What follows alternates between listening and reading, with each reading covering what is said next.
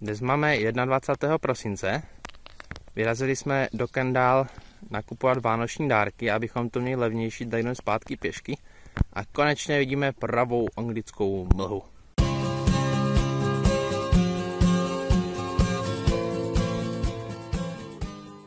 Už zase si z nás ty místní stezky dělají srandu. Kolem nás nikde nikdo, vůbec nic.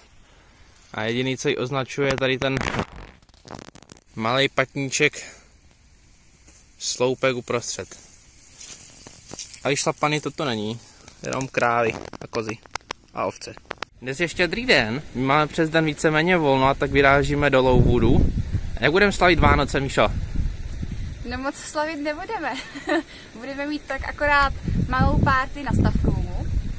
A já dneska večer pracuju, takže první Vánoce v práci.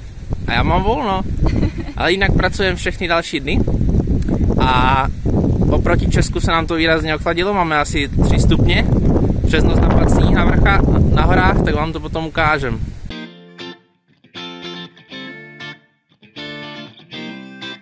Se takhle člověk zbudí 31. prosince a má sníh. Jinak je tento den taky zajímavý tím, že právě dnes začíná lockdown. Takže za chvilku budeme oslavovat nový rok a nás čekalo další stěhování.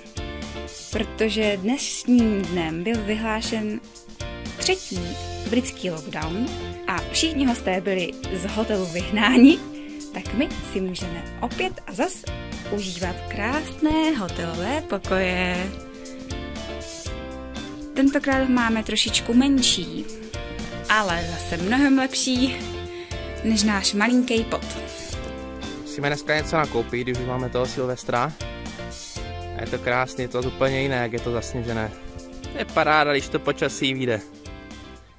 To je hned něčem jiným. Hlavně ty hory vzadu.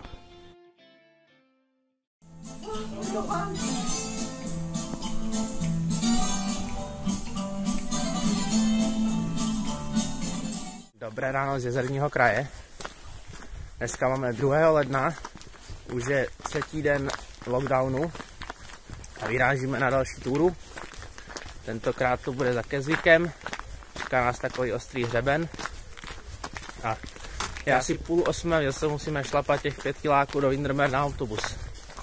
Pěkně mrznem. Máme už 5. den kolem nuly, svítí slunko přes den a jinak je kosa.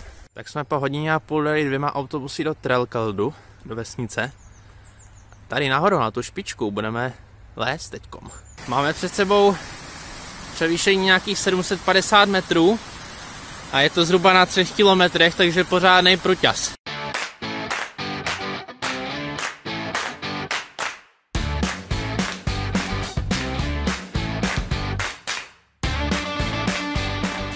Jsme výše a dostáváme se k tomu hřebení, tak teďkom začne konečně být trochu sranda. A zrovna kolem nás prošli borci s mačkama a s cepínama, tak jsem zvědavý, jestli to bude až takový dobrodružný, nebo jestli to bude na pohodu. A bavili jsme se s Míšou, že nechápem, jak z také placky vždycky vyroste kopec z ničeho nic.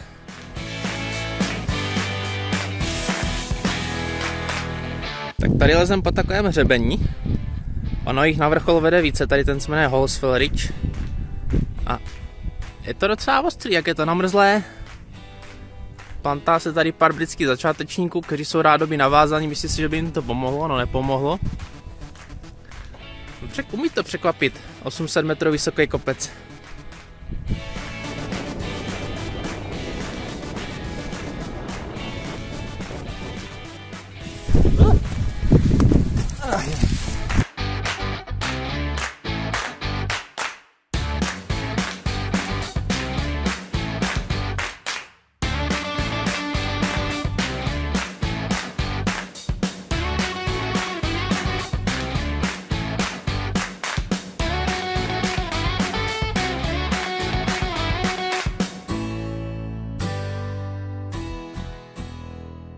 Nevím, jestli něco půjde slyšet, ale my jsme na vrcholu.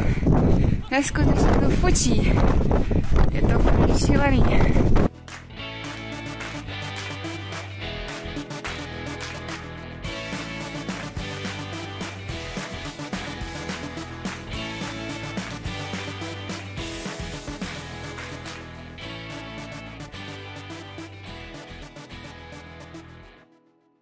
Povedlo se nám dojít do Kezlíku, do města. A my asi nenatočíme jít nějaké normální video, protože když jsme vylezli nahoru, tak začalo brutálně fučet kosa. A telefon se nám ze 60% vybil na 6. A já jsem měli smůlu s točením. Ty to tady ždím, máme poslední baterku. Jak můžeš vidět, tak na typické anglické jídlo fish and chips se pořád stojí fronty a nechápu, jak to můžou žrát furt dokola. Ahoj, dneska máme 5. ledna a můžeme se znovu vyrazit na vrchol Skido, který je jenom kousek od toho, kde jsme byli minule, na Blenkatře.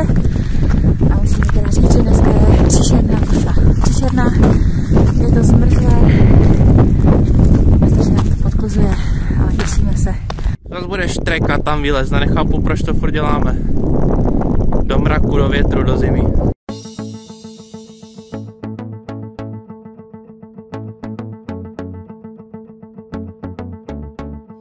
Začínáme docela dost foukat vítr. Doufám, že už to jsou poslední povídací videa, protože i se blíží mraka mlha, takže nebude nic vidět. Ale teda musím říct, že zatím tady jsou parádní. Teď jsme v nějakých 700 metrech, brutálně fučí, nejde nic vidět, dneska nikde.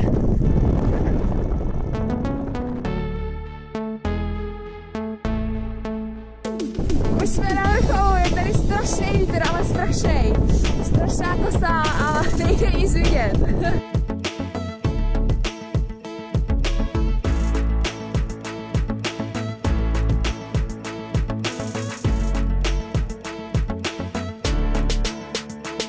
Zase byly sračky dneska. Zima, vítr, mráz, hnus.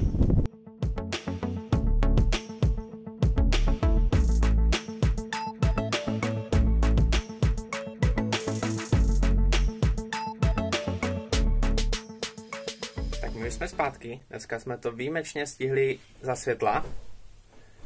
A já už jsem to říkal, řeknu to ještě jednou. Tady se prostě nedá točit na těch kopcích, jako tam vylezeš, fouká jako prase, zima je, já se třepu, záběr se třepe, není tam nic slyšet. My bychom vám vždycky k tomu rádi něco řekli, kde jsme, co vidíme, kam se chystáme, co je novýho, ale tady se to prostě nedá.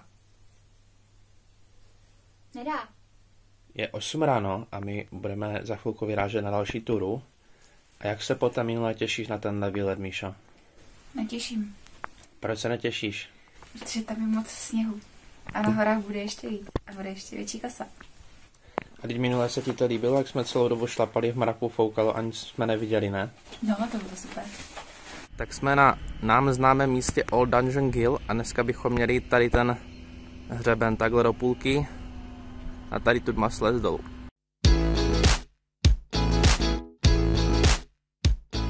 Tak teď jsme v nějakých 500 a vypadá to na poslední záběry bez mraku, protože tam už budeme v mlze.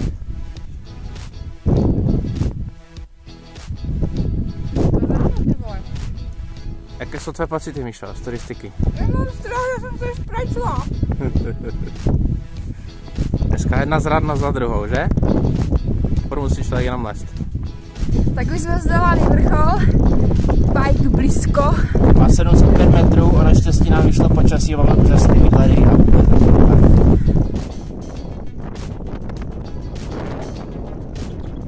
Jsme se šli do nějakých 500 pade, 200 metrů sklesali a čeká nás 300 vylézt. A Míša je z toho hrozně nadšená, aby si to dala klidně i 3krát. Chceš tomu něco říct? Je to parchant. Tak tam jsme byli před chvílou nahoře. Míša furt tvrdí, jak nemůže, ale tu pusu nezavře za celou dobu. Furt mele do toho kopce, že?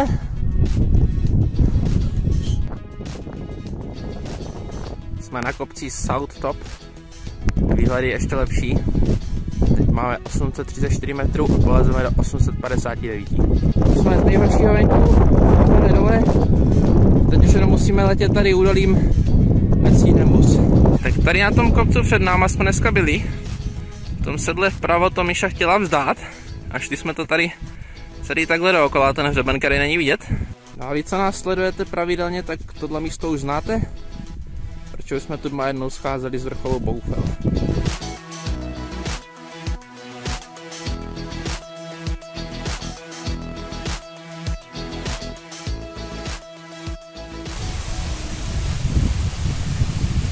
tak jsme moc nestíhali a posledních 2,5 kilometru jsme museli běžet za 15 minut. Ale stihli jsme to, počkalo na nás.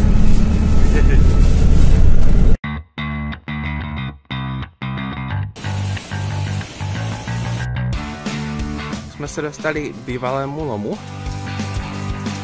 Jsme zjistili, že teď budeme muset šlapat tady nahoru. Půjde jenom do kopce, půjde jenom šlapat.